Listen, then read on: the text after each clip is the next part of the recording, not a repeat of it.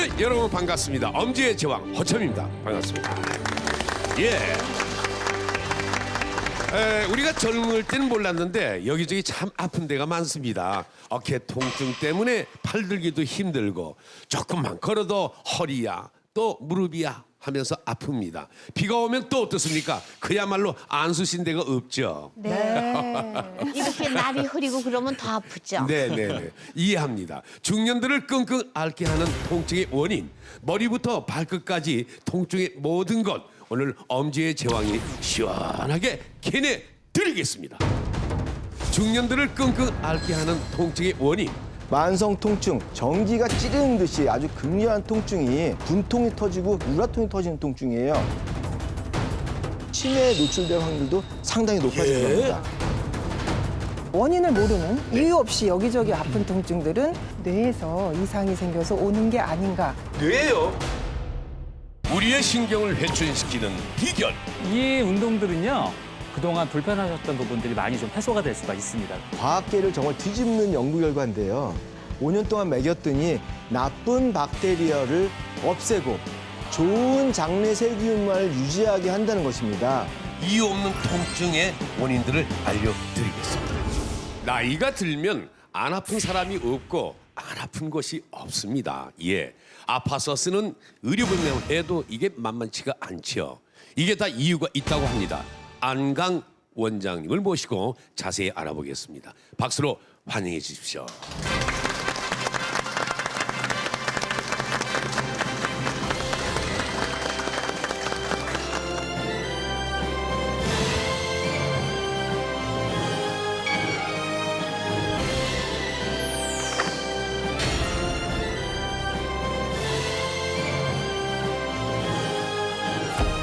어서 오십시오. 반갑습니다. 안녕하세요. 잘 오셨습니다. 네. 아유, 저도 인사 좀 드리고 싶어요. 안강 원장님. 네.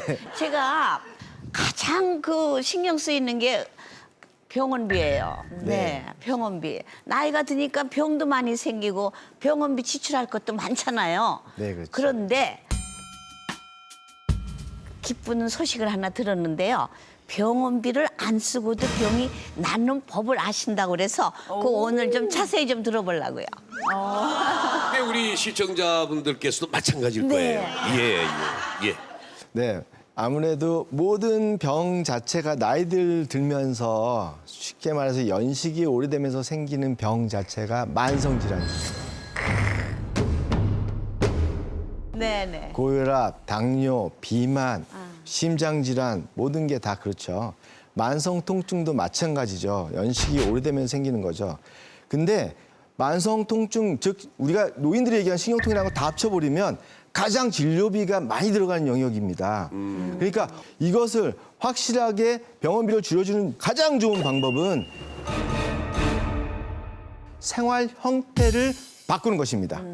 오늘 그러한 생활 형태를 어떻게 바꾸는지에 대해서 구체적으로 낱낱이 샅샅이 뒤져서 정복해드리겠습니다. 예. 좋습니다. 예. 야, 벌써 힘이 납니다. 맞습니다. 그러면 어르신들이 어디가 좀 아프고 불편하시면 일단 제일 많이 하시는 말씀이 신경통이다라고 하시고 대수롭게 생각하지 않으시는 분들이 많이 계신 것 같은데 좀 실제로는 좀 어떻습니까? 그렇습니다. 그러니까 만성 통증, 흔히 말하는 어른들이 말하는 신경통, 보통 의학에서 말하는 신경통이라고 하는 거는 뭐냐면요. 전기가 찌르는 듯이 아주 극렬한 통증이 맥박듯이 촥촥촥 오는 통증이에요. 예. 어른들이 얘기하시는 지금의 신경통은 뭐냐면 무겁고 저린 게 뭔가 달고 다니는 듯한 느낌을 갖고 이게 점점 반복되다 보니까 분통이 터지고 우라통이 터지는 통증이에요. 예. 그래서 신경통, 우리가 얘기하는 어른들이 얘기하는 신경통은 쉽게 말하면 만성 통증을 얘기하는 것입니다.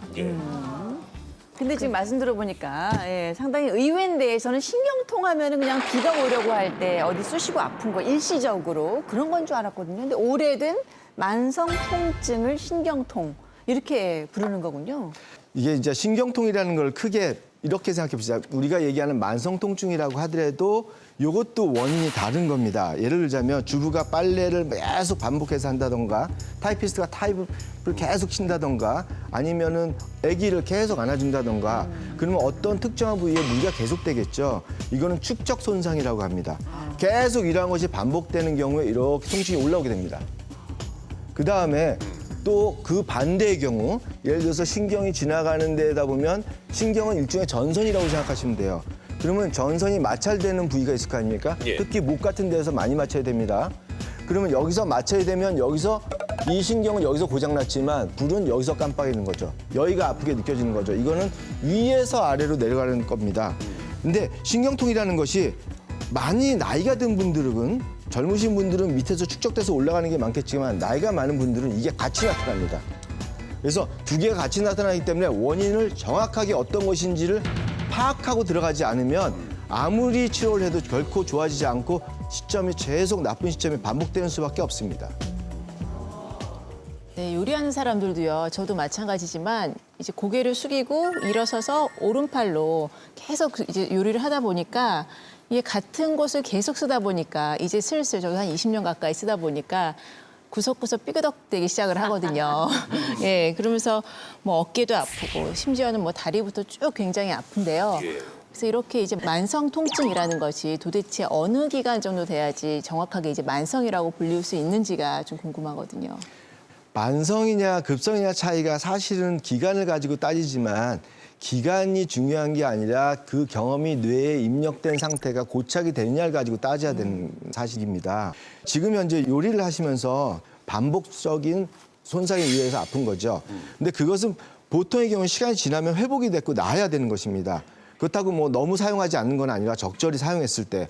하지만 적어도 3개월쯤 지난다고 하면 만성통증이 갈 확률이 훨씬 높아지는 거고 1년쯤 지나도 좋아지지 않는다라고 하면 만성통증으로 갈 확률이 보통 90% 이상이다라고 얘기를 하셔야 됩니다. 일반적으로 1년 이내에 90%는 좋아지거든요. 근데 남는 10%는 거의 만성으로 간다고 봐야 됩니다. 자, 박상규 원장님, 신경통 때문에 병원을 찾는 사람들도 그렇게 많습니까? 예, 그래서 최근에 그 만성 통증 질환을 겪는 그 환자 수가 급격히 좀 늘고 있는데요. 네. 특히나 이제 고령 인구가 많아지잖아요. 예. 전체적으로. 그러면서 이제 만성 질환이 증가함에 따라서 만성 통증 환자도 덩달아 이제 같이 늘어날 수밖에 없습니다. 그래서 한 2006년에 한 140만 명 정도이던 이제 만성 통증 환자가 최근에 거의 한 뭐 250만 명. 을 넘어섰다 이런 통계가 있습니다. 예. 근데 인간이 겪을 수 있는 최고의 고통은 뭐니 해도 산고가 아닐까. 그렇죠? 동감하시죠? 그러니까 아이 낳을 때 그 아픔은 정말 오죽하면 하늘이 노래져야 애가 나온다. 내지는 뭐 정말 숨이 끊어지는 정도까지 가야지 애가 나온다. 네, 그 정도의 아픔이 그 산고다. 뭐 이런 얘기를 들었거든요. 그러나 산고는 애기 딱 낳는 순간에 싹 사라지잖아. 그러니까요. 그래서 내가 다시는 애 낳나 보자 막 이러면서 막 여자들이 그러거든요. 근데 또 까맣게 잊어버리고 저도 또 연년생으로 또 아이를 또 그런 낳았어요. 아픔을 가지고 우리 어머니는 8-9명 낳고 그랬네요. 그러니까요. 근데 거기에 비해서 신경통이라는 것은 강도는 뭐 굉장히 약하긴 하지만 괴로운 건 더 괴로운 것 같아요. 네. 네, 왜 그런 거죠? 신경통의 강도는 워낙 다양하기 때문에 약한 것부터 정말 후 하고 바람만 불어와도 소스라치게 놀라는 통증까지 너무 다양합니다. 하지만 일반적으로 그러니까 아주 강하지 않은 통증이라도 불구하고 오래되면 예를 들어서 이렇게 생각해 봅시다. 뺨을 세게 한 대씩 1년에 한 번씩 맞는 거하고 아침에 10대씩 좀 덜 아프게 매일 맞는다면 어느 걸 선택하시겠습니까? 1년에 한 번 세게 맞는 거. 그렇죠. 당연하죠. 통증이라는 건 상당 부분 경험되는 거고 그다음에 반복되기 때문에 고통스러운 것입니다. 똑같은 고통을 계속 당한다는 것은 그거는 아주 상상을 초월하는 고통이 될 수밖에 없는 거겠죠. 결국은 이 만성 통증이 오는 이유는 아주 간단하다고 생각할 수도 있습니다. 뭐냐면은 퇴화가 진행되고 많이 퇴화된 것에 의해서 나타나는 현상이고 그다음에 지금 현재는 이것을 고쳐라라고 하는 끊임없는 신호예요. 축적돼서 오는 것들은 축적되지 않도록 바꿔주는 거고 생활 형태를 그다음 위에서 내려오는 거는 그 신경 자체가 자기 힘을 찾을 수 있도록 위에서 마찰이 되는 부분을 찾아서 거기에 적절한 자극을 가해주는 것입니다. 정 말하면 그것이 어디서 출발했는지를 찾아줘야 되는 것이 만성 통증을 제대로 해결하는 열쇠입니다. 자, 제가 네. 알고 있는 그 피아니스트가 있는데 네. 이 직업병처럼 네. 이 어깨하고 이 목하고 네. 늘 달고 살거든요. 아프다고. 네. 그런데 손도 가끔 저리다고 그러거든요. 그렇습니다. 그건 그냥 방치하면 어떻게 되는 거예요? 사람에 따라서는 이것들이 매우 심각한 형태가 돼서 뇌를 감작시킵니다. 뇌의 변화가 오게 되고 그러면 세 가지 형태가 나타나는데 통증 자체가 첫 번째 범위가 넓어진다. 하나. 두 번째는 우울증, 불안증과 같은 심적인 변화가 온다. 두 번째. 세 번째는 소화장애나 눈이 시리거나 귀에서 윙 소리가 난다든가 머리카락이 빠진다든가 피부가 빨리 늙는다든가 혹은 배변 장애가 온다든가 이런 자율신경계 변화 같이 옵니다. 이 세 가지가 같이 오면 통증은 막판으로 치달아가는 것입니다. 결국은 이러한 현상이 오래되면 퇴행성 질환, 특히 치매에 노출될 확률도 상당히 높아지는 겁니다.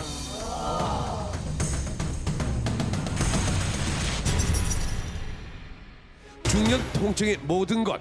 만성 통증, 전기가 찌르는 듯이 아주 극렬한 통증이 분통이 터지고 우라통이 터지는 통증이에요. 허리가 굽어지는 경우에 뇌 기능도 떨어진다는 겁니다. 허리가 굽어지면 사망률이 증가한다는 것이고. 우리의 신경을 회춘시키는 비결. 통증을 아무런 진통제나 이런 거 없이 통증을 이기는 방법으로서 좋은 걷기 호흡법.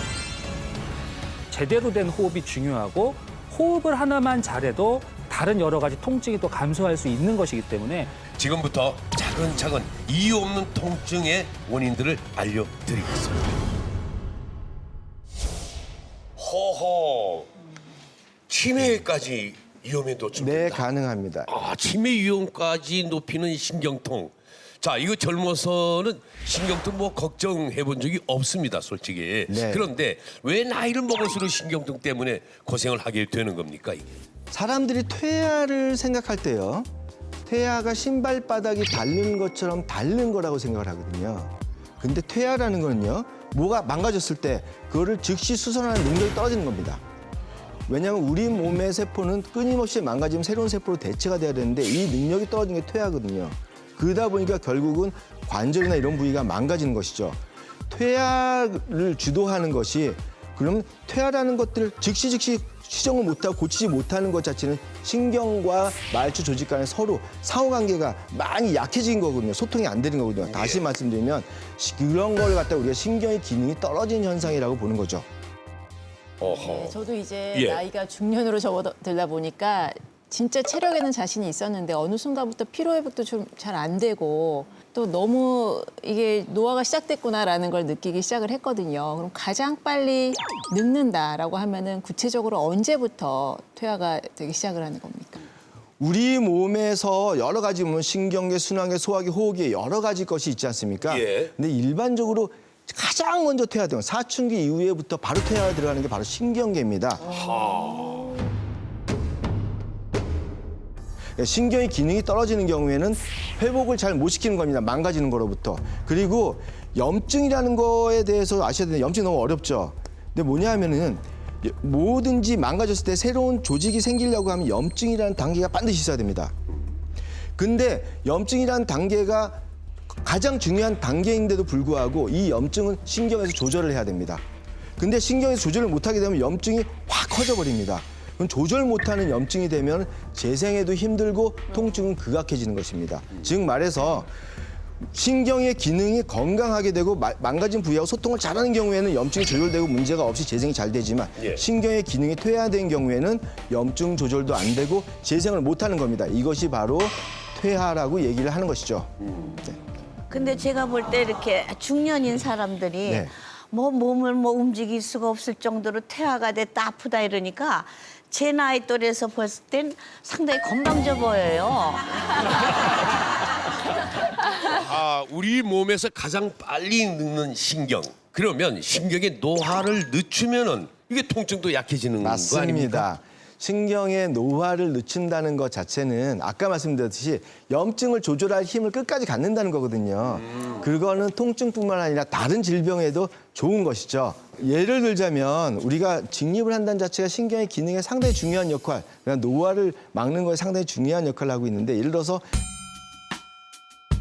우리의 뇌는 동물의 뇌하고는 많이 달라요. 예를 들어서 동물의 뇌는 우리 전체 피에 불과 하층 동물 같은 경우는 3%, 그다음에 좀 고등동물, 침팬지 이래봤자 7%, 9%의 피를 써요. 근데 우리 뇌는 거의 20%를 쓰거든요. 상당히 많은 피를 가지고 많이 활동을 하는 거예요. 근데 내가 몸이 이만큼 쭈그러들었다고 생각하면 그만큼 활동 범위가 좁아지는 거고요. 눈이 아래로 깔리게 되면 일단 커뮤니케이션 자체가 상당히 줄어드는 겁니다. 그 자체는 현저한 퇴화거든요. 그만큼의 뇌가 20%를 피로 써야 되는데 이제는 10%밖에 안 쓴다는 얘기가 되는 거거든요. 나머지 부분은 기능을 잃어가는 것입니다. 즉 말하면 신경이 기능을 잃어간다는 자체는 바로 퇴화가 되는 것이죠.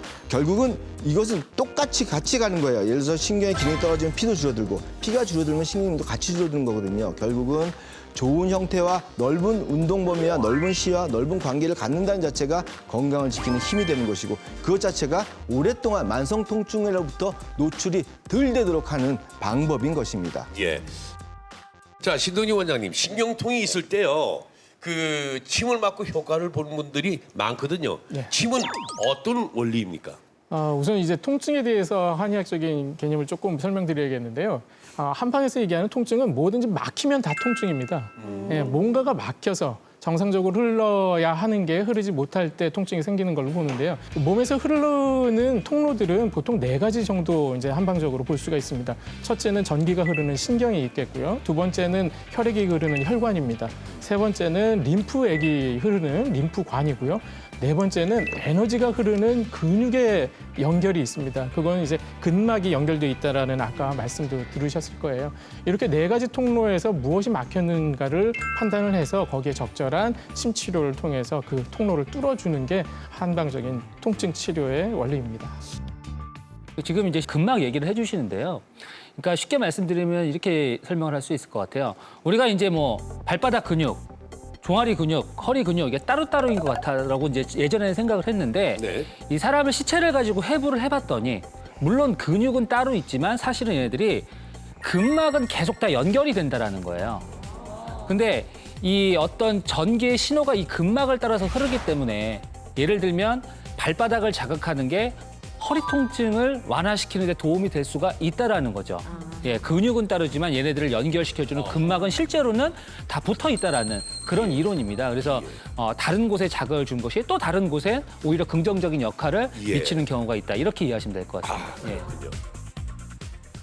우리 몸에서 가장 빨리 늙는 신경, 이 신경을 지켜야 통증에서 해방될 수 있습니다. 그렇다면 내 신경이 어떤 상태인지 이걸 또 어떻게 확인할 수 있을까요? 지금부터 알아보겠습니다. 예.